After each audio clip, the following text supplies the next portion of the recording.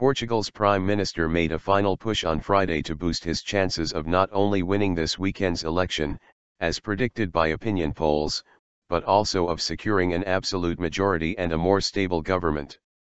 On the last day of campaigning before Sunday's election, Portugal's first since a debt crisis, austerity, and a bailout, polls have all given centre-right Prime Minister Pedro Passos Coelho a lead, of between 5 and 12 points.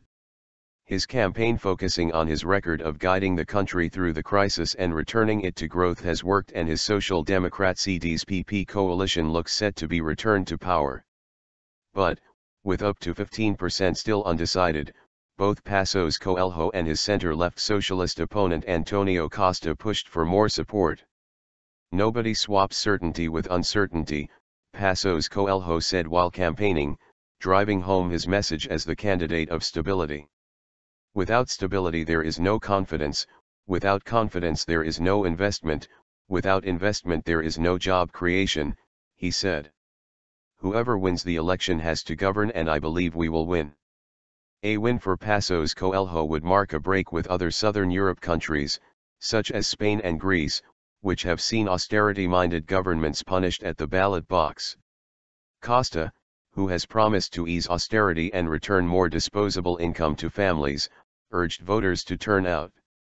"You can count on my support, but everyone's vote is necessary," he said on the campaign trail in northern Lisbon. The ruling coalition has support of about 38% in the polls versus 33% for the Socialists, and needs about 44% for an absolute majority. In the 2011 election, the two parties in the government won a combined 50% of the vote. Political consultancy Eurasia said it had downgraded Portugal's short-term outlook to neutral from positive because the government may have to rely on the Socialists for support to pass policy through the 230-seat parliament. "The formation of a Social Democrat CDS-PP minority government remains our central scenario," Eurasia said in a note.